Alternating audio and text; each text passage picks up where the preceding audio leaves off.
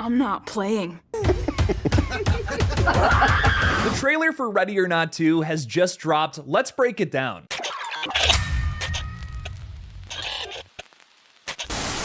Hey everybody, I'm Killjoy Jake, and instead of having friends, I have horror movies. If you're excited for Ready or Not 2, just like me, then make sure to like this video and subscribe for more horror movie updates just like this one. Also, the best way to support the page is by becoming a channel member or Patreon supporter where you'll get exclusive review videos. Also, Patreon supporters exclusively can check out my trailer reaction to Ready or Not 2, as well as other trailer reactions for other projects coming up. There's a new 28 Years Later The Bone Temple trailer today too, so I'm getting to that as soon as I possibly can. Thank you to everybody who keeps me in business. Now let's break this trailer down. The new plot synopsis for Ready or Not 2 Here I Come reads, moments after surviving an all-out attack from the Ladomus family, Grace discovers she's reached the next level of the nightmarish game, and this time with her estranged sister Faith, played by Kathryn Newton, at her side. Grace has one chance to survive, keep her sister alive, and claim the high seat of the council that controls the world. 4 rival families are hunting her for the throne, and whoever wins rules it all. The trailer shows off this even bloodier double or nothing game that doesn't give too much away. Or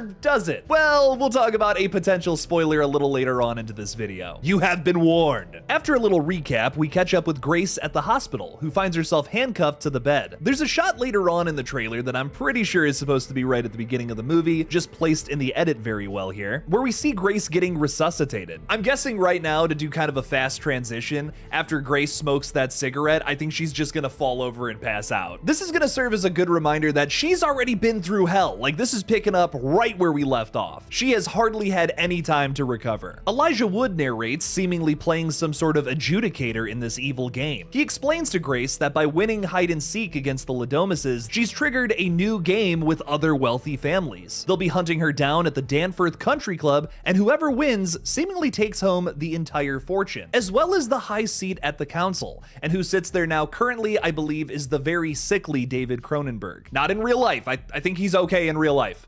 For the love of God, make sure he's okay in real life. His character in this movie, however, Mr. Danforth, I believe is dying. Someone needs to replace him, and the winner of this game will do so. Scored to a cover of These Boots Were Made for Walkin' by Nancy Sinatra, one of the most feminist anthems of all time, I think it's pretty evident that the devil-dealing aristocrats are getting fucking executed by these sisters here. Maybe it's a little predictable, but I can't complain about a horror movie where Samara Weaving kills a bunch of people and is super badass. I feel like we haven't had a wide release movie like that in quite a while. There's a couple of other random shots in the trailer that I had to mention, like a goat who I think is getting sacrificed. Hopefully Grace and Faith can save this little fella first though. On top of that, Olivia Chang's character here is seemingly executed with a keyboard by Grace a little later on. And then I think this is Sarah Michelle Gellar's character in a black dress with a bunch of Satanists surrounding her. Oh my God, is this her winning the game and assuming the seat? Maybe it's not so predictable after all. What is going on here? Finally, the ending shot of the trailer features Kevin Durant's character going to stab Grace, but explodes into blood before he can execute her. At first, I thought this was a major spoiler for Ready or Not 2, considering how the last film ends. Maybe this was the end of the movie where Samara Weaving got the upper hand and everyone starts exploding again.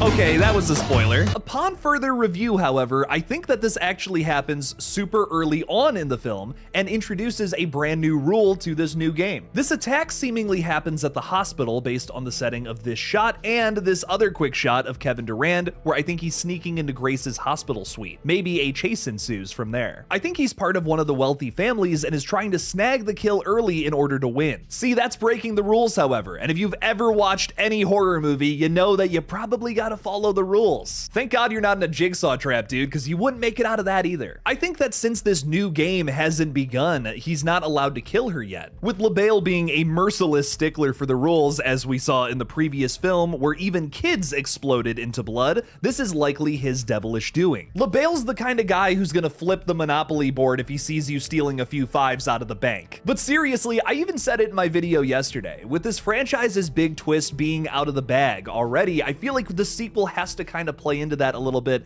this might be a fun way to do it. Even though we have a bunch of idiotic rich people who don't know what the hell they're doing, evident by Kevin Durant's dumb decisions here, the rules need to be followed. I think that's ultimately going to give grace and faith the upper hand too. Another fun consistency with the first movie. We can already see how incompetent these characters are, with some of them glued to their phones while the rules are being read to them, or hotboxing the limousine as they pull up. It's one thing to get high before work, but before having to hunt somebody down in a death match is crazy. We don't see much of the legendary David Cronenberg except for in flashes here in the trailer, but he seems to be that person who sits at the high seat of the council. We even get to see a large portrait of the man in the main hall of the country club. You know, the country club that's named after his family? That's probably what's motivating his kids the most, is to hold that high seat. I could see both of these siblings having a little bit of a banter here. They feel like there should be some nepotism going on. They should be the heirs to the throne, essentially, and I actually think they're going to work against each other. It seems like only one person can have their portrait hung up in the main hall of this country club, man. That's where I think the sisters' relationship, which will hopefully mend across this movie, will be able to overcome the relationship between brother and sister here. It sounds a little Scream 6 to me, but it sounds like it's being done in a slightly better way. This sequel looks like a lot of fun. I am super excited to see it next year. The film drops in theaters on April 10th, so like a month and a half after Scream 7. What did you guys think about today's trailer? Let me know down in the comments below. Thank you all for watching. Please subscribe, and as always, don't forget to kill it out there, y'all.